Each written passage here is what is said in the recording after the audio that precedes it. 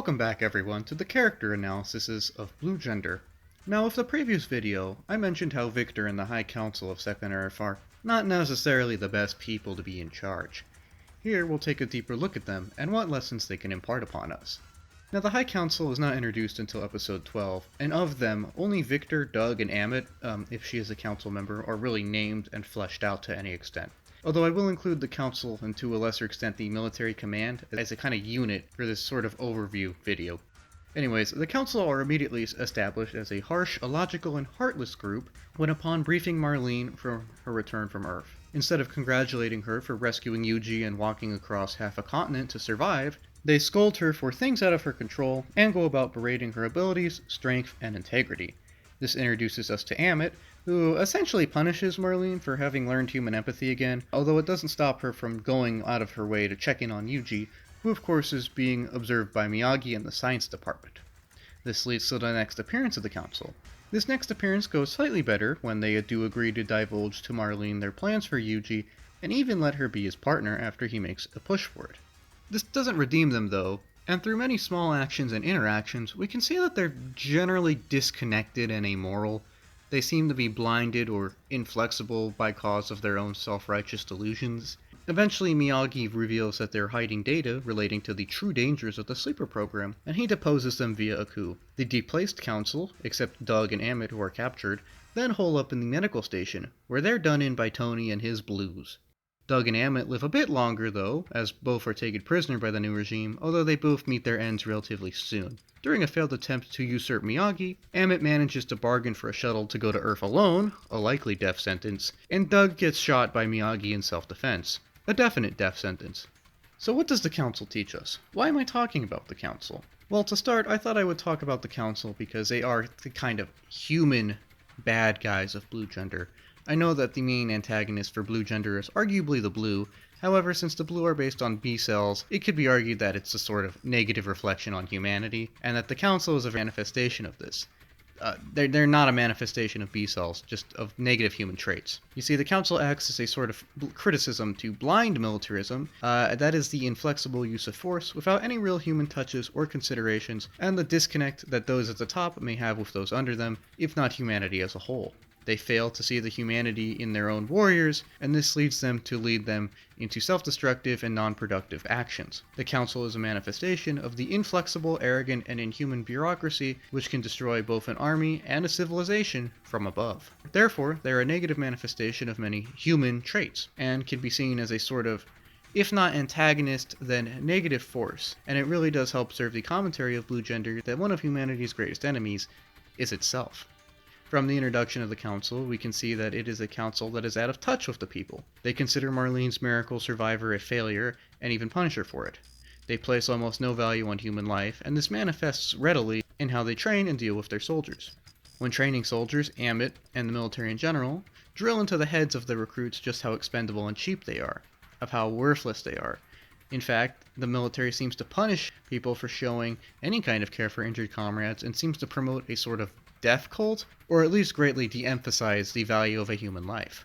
The council is, for all intents and purposes, pretty disconnected from reality and humanity, and this causes them to be objectively bad at their job. Now this disconnect is obvious as they expect the world from their soldiers, and that discipline alone will somehow overcome all odds. They seem to think that if a soldier falls, it is the fate or fault of the individual, and they do not realize that they are ingraining a culture which places no value on human life, which, as we will discuss later, is objectively bad. This is extremely ironic though, as they consider themselves to be the saviors of humanity, although this does connect to their general disconnect between them and the people. While the council proclaims to know the best for the people, and how to take care of them, it doesn't really seem that interested in its own war. I mean, obviously they're interested, but they don't seem really emotionally invested. They don't really have any connection with the man on the ground. They're a very distant ruler. They don't really even care for their own society. We can see this in how dystopian their society is. It is one which places no value on the individual, except the value that the individual can contribute to the war. It has no real respect for any humanity. They see humans as tools. And this obviously has a negative effect on the humans that live in the station, which are clearly kind of regressing into a sort of behavioral sink as they're deprived of individuality and free time and many other things. In effect, it's kind of a dictatorship, but the council doesn't really care because the war doesn't really affect them, and as long as the people stay in line to pursue their vague strategy and that they're in command, everything is good in their eyes. All of this means that they can't really learn or care to learn about anything, whether it's the Earth or the people under them, or even the Blue. While it does seem that there is a good deal of research going on, whether or not they're emotionally affected by it seems dubious. It's already obvious from the Sleeper program that even when told not to do things or the dangers of something by the science department, they don't really care, as they tend to think that they are always in the right. Their own self-righteousness and faith in their crusade has blinded them to their own material, martial, and moral failings. They simply just don't care for opinions other than their own and for facts which may contradict their own views. And this hubris even dooms them as they ignore the risk of Tony going rogue. Instead, they simply maintain the utmost faith in simply disciplining to success. Even more problematic is that this sort of inflexible and arrogant thinking has by this point kind of trickled into field commands and led to very poor tactics. Now, again, this is kind of a criticism of the faulty military bureaucracy as a whole, and how it is kind of a reflection of many negative aspects of humanity. Note how many of the field commanders in this show share several undesirable traits, which were all gleaned from the culture installed by the council. Most of them tend to lord over their soldiers, seeing anything other than blind obedience as a failure. Most of them don't really seem to take casualties into effect, other than perhaps considering the sheer calculus of whether or not they're going to run out of dudes, although many times over it doesn't even seem like they care about that. They tend to fixate on holding or taking objectives above all, ignoring strategic and tactical realities, which leads to a very high degree of inflexibility and a high tendency to create either Pyrrhic victories at best, or completely destructive and pointless last stands at worst. The fact of the matter is that these guys should not be running a war, as it seems they lack the flexibility, ingenuity, and dare I say humility to create any kind of long-term and cost-effective solution, or even singular battle plans. This is a damning indictment against both the command in general and the council in specific, as it shows that their manifestation of many negative human traits is in effect taking humanity down with it. Again, it's kind of a commentary on humanity is often its own greatest enemy. Is it intentional irony that the council is run by a guy named Victor? Anyways, let's just take a second to zoom out and really ask, why have the Blue not been beaten back yet? I know this might be a little too in-depth for a fictional scenario. I may be zooming out or zooming in a little too much, but it really does reflect negatively on the council, and here's why. I mean, the people of Second Earth have access to some pretty state-of-the-art technology, and in spite of some exposition claiming that nothing could defeat the Blue, it's pretty clear that the Blue can be killed in a variety of ways. Second Earth even seems to have forces capable of winning battles, as we see this take place in and near Tanzania. So, if it's been a few decades, and this technology seems to have been around for a while, why haven't the humans won yet? I mean, while they are outnumbered, it does seem that they are smarter than the Blue, and that they do have some advantages, like a space base. Well, I think the blame lies in the Council's strategic failures. You see, their stagnant and negative mindsets have led them to take some very stale and questionable approaches to this war. Judging by the number of space bases and retrieval teams around, the Council seems to favor some sort of broad offensive against the Blue, even though that's probably the worst thing to do in this case. Not only does it horribly dilute their own forces, but it also means that any gains that they make can't readily be secured. They seek to reoccupy the Earth, yet pursue a sort of raiding strategy against a force which clearly outnumbers them and doesn't seem to rely on any kind of manufacturing. I guess you could argue that the Blue Nests manufacture blues, but if the teams leave right after destroying the nests, what's to prevent another one from taking their place? So what do these raids accomplish long term? Do they at least send settlement teams into newly cleared areas to hold them down? It seems instead that the Second Earth should establish a sort of mega base, a mega fort, complete with defense robots and garrisons and other stuff, and then slowly fan out. Perhaps they could establish some sort of air force, and if not destroy the Blue Nest from above, at least destroy many Blue from above. Did these guys not realize the power of air power and artillery?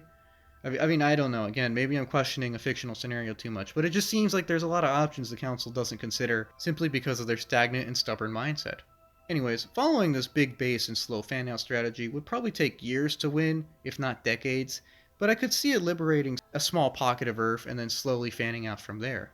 Again, it requires patience though, and the Council seems to lack patience. They seem to want instant results, which in this case has led to 10 years of basically stumbling, it seems, as they instead just decide to throw troops at random vectors with extremely mixed results.